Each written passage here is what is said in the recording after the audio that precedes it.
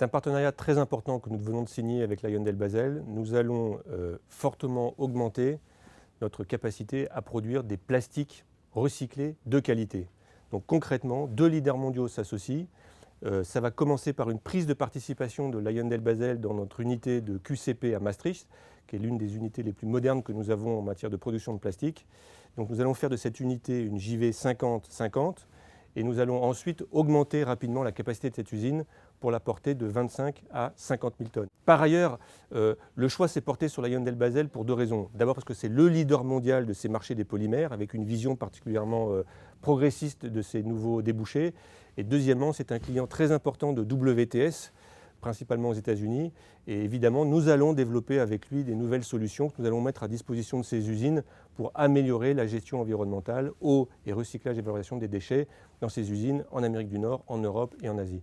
Donc un partenariat dont je me réjouis. Les enjeux sur le recyclage du plastique sont absolument gigantesques. Vous connaissez ces quelques chiffres. Il y a 270 000 tonnes de plastique dans les océans qui proviennent de déchets ou de microparticules qui n'ont pu être captées par des stations d'épuration. Vous connaissez cette formule de la Fondation Ellen MacArthur, il y aura en 2050 autant de plastique que de poissons dans les océans.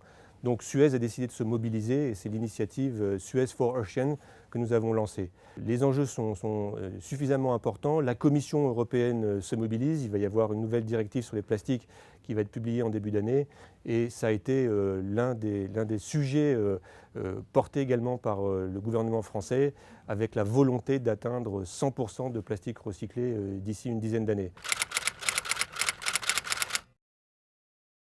Le recyclage des plastiques, c'est une équation environnementale qui, a priori, est imparable. Par tonne de plastique recyclé, on économise 5 barils de pétrole, on évite l'émission de 2 tonnes de CO2 et on réduit la consommation d'énergie nécessaire quand on la compare à la production d'une tonne de plastique vierge, fossile, de 90%. Donc, a priori, tout semble facile pour que le monde bascule vers des plastiques recyclés. Or, c'est une équation qui est en réalité beaucoup plus complexe et ça nécessite beaucoup d'enjeux de recherche et d'innovation pour être en capacité à mettre des plastiques de très haute qualité sur le marché.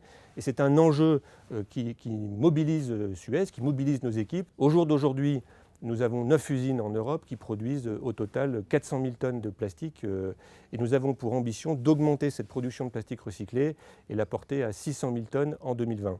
Donc un enjeu très important sur lequel Suez se mobilise tous les jours. Ce partenariat avec le leader mondial des polymères va nous permettre d'avoir accès à des marchés nouveaux.